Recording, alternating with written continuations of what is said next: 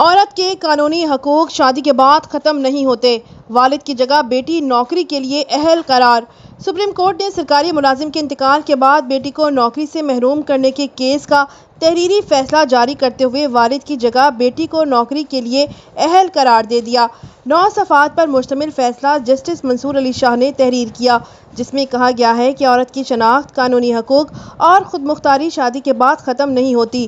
عدالت نے شادی شدہ بیٹیوں کو مرحوم والد کے کوٹے پر ملازمت نہ دینا غیر قانونی اور امتیازی قرار دیتے ہوئے کہا کہ کے پی سول سروینٹس رولز کے تحت مرحوم یا طبی بنیادوں پر ریٹائرڈ سرکاری ملازم کے تمام بچے ملازمت کے اہل ہیں۔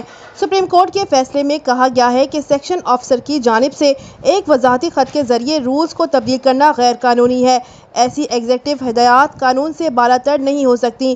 شادی کی بنیاد پر بیٹیوں کو مرحوم ملازم کے کوٹے سے خارج کرنا امتیازی سلوک ہے۔ ایسا عمل آئین کے آرٹیکل 25، 27 اور 14 کی خلاف ورزی ہے۔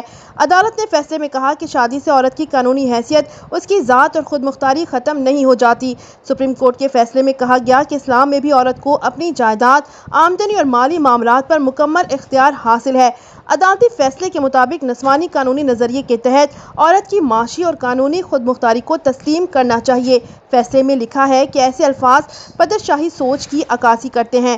سپریم کورٹ نے خاتون کو نوکری سے برخاست کرنے کے فیصلے کو کالعدم قرار دیتے ہوئے حکم دیا کہ متعلقہ محکمہ درخواست گزار کو تمام سابقہ مراحل کے ساتھ بحال کرے۔